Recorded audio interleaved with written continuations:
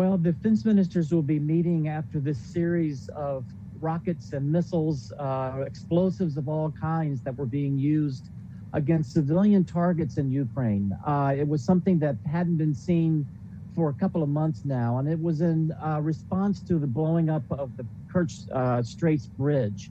And so as the ministers sit down, they're going to have to deal with a Putin who is lashing out, and a Putin who seems to really feel the pressure in Moscow from those saying that he's not tough enough. And so this is something that ministers are going to have to figure out what they can do to help improve air defense, number one. And then number two is what other things can they expect from Putin and the Kremlin? This is something that shows a doubling down by Putin. And what will that look like? We don't know.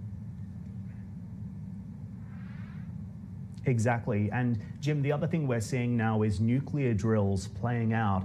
How is it that the West can conduct these nuclear drills and ensure that they aren't seen as escalatory by Russia and President Putin?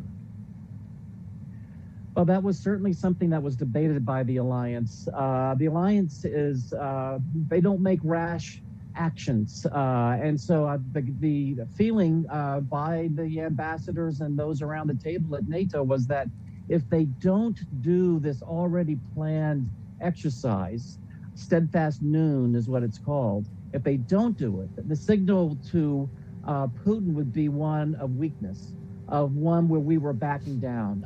The feeling was that they needed to go forward with this, and that they could do it in a way that wouldn't be provocative, and it would be done in a transparent way, so that there would be no surprises. But the feeling was that they needed to go forward with it.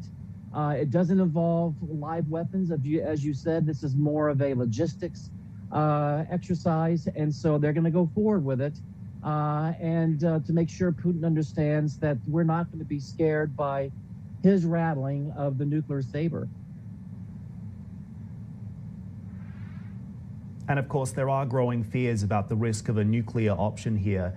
Is it possible, in your view and in your experience, Jim, that President Putin could indeed use a tactical nuclear weapon in Ukraine? That is the greatest fear facing the West at the moment. Well, you know, this is something that he has threatened for a couple of months now. So this is not something new in terms of this war that we've been seeing unfold since February. He's using this to intimidate. He's using this to try to split the West, to split off the United States. And he has really underestimated the strength of the alliance and the strength of the West. This weapon, a tactical nuclear weapon, really doesn't have a role on the battlefield.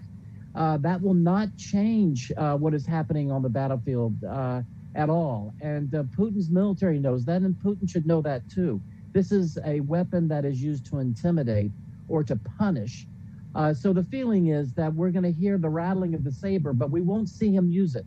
He also knows, and we've been telling him quietly behind the scenes, but very pointedly, that if he does use that, the price will be steep, and it won't just be in terms of sanctions. So he knows that this isn't going to be something that he will use as if it's a weapon that one uses every day. This is not. And my feeling is that we will not see this used. This is something that there's other tricks up his sleeve he can use to try to affect the battlefield that might have more of an impact than a nuclear weapon.